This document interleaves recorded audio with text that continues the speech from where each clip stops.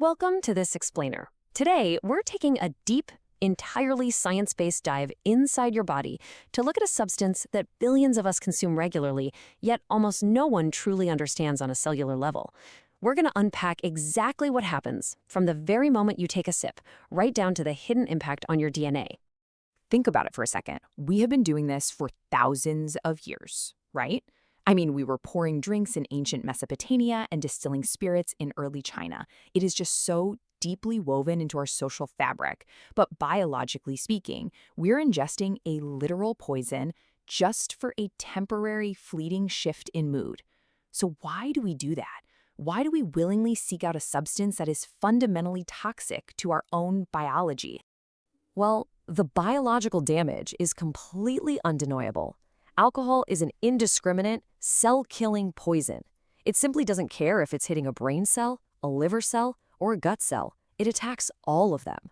It doesn't target just one single system. The wreckage is incredibly widespread across your entire biological machinery. Section 1. Anatomy of a poison. The deceptive journey of a drink. From your very first sip, your liver basically goes to war. It recognizes an invader and uses a molecule called NAD to aggressively break down that toxic ethanol. But here's the catch.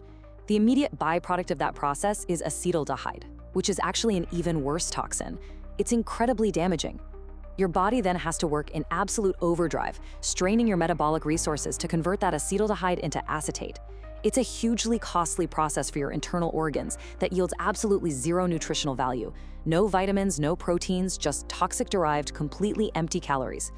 Let's be really clear about what acetaldehyde actually is. You know that feeling of being drunk or tipsy, the slurred speech, the stumbling?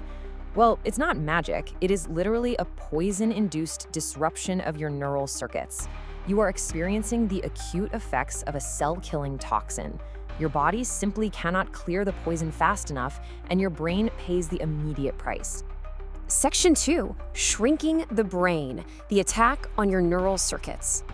It's honestly shocking how easily this happens. Because of its unique chemical structure, alcohol is both water and fat-soluble. And this means it effortlessly bypasses the blood-brain barrier, which is essentially the biological fence meant to keep harmful toxins out of your delicate brain tissue. Unlike other chemical compounds that actually need specific receptors to park on to enter the system, alcohol just washes right over your neurons and glial cells, indiscriminately flooding the whole environment. Now, what's really fascinating is the stark contrast between the illusion of a drink and the biological reality. Initially, sure, you get a brief euphoric spike in serotonin and dopamine. It feels good, but that is super quickly followed by a massive, extended drop in those exact same feel-good chemicals. And worse, your body actually responds to the toxin by releasing cortisol, your primary stress hormone. So by drinking to relax, you are biochemically programming your body to be more stressed at its baseline. You're literally making yourself more anxious when you aren't drinking. The neurological wreckage here is severe. First, alcohol suppresses your prefrontal cortex, which acts as your brain's brake pedal. Without that top-down inhibition, you become louder and far more impulsive.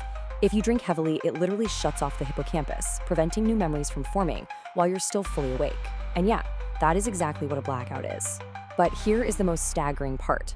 A massive UK biobank study of over 30,000 adults proved that even moderate drinking, we're talking just 1 or 2 drinks a day, physically thins the neocortex. You are quite literally shrinking the gray and white matter of your brain with every routine drink. Section 3. Destroying the gut. A toxic spill in the stomach. Think of alcohol as an indiscriminate sterilizer. Just like rubbing alcohol sterilizes a scraped knee, drinking alcohol sterilizes your gut, murdering the healthy bacteria you absolutely rely on for immunity and digestion. This acute damage actually punches microscopic holes in your gut lining, creating a condition known as leaky gut. And this allows partially digested food and bad bacteria to escape directly into your bloodstream. Simultaneously, your liver panics and releases pro-inflammatory cytokines. The end result? A massive, systemic inflammatory response that floods your entire body. And here is the cruelest biological trick of all. This fiery distress signal travels straight up the vagus nerve and directly into your brain. The systemic inflammation actually disrupts the neural circuits controlling your intake. It literally rewires your brain to crave more alcohol. It's this vicious, self-perpetuating cycle where the damage caused by drinking literally forces your biology to demand another drink. Section 4. the hangover reality. Unmasking the morning after. Listen, a hangover isn't just a bad headache. It is a full-blown, multi-organ biological crisis.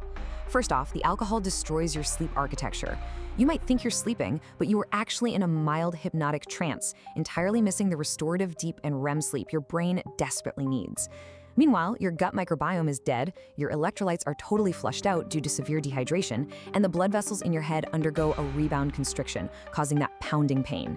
And remember that cortisol spike we talked about? That translates directly into hangxiety, a deep chemical sense of panic and stress that lasts the entire next day. Now, the real culprits driving hangover severity are congeners. These are the specific flavor and color compounds that deeply disrupt your gut. People love to blame the sugar in their drinks, but surprisingly, pure ethanol mixed with orange juice yields the lowest hangover severity because it completely lacks these toxic compounds. But brandy? It is the absolute heavyweight champion of hangovers, packed with gut-destroying congeners, followed very closely by red wine and whiskey. Basically, the darker and more flavorful the drink, the worse the biological crisis is going to be the next morning.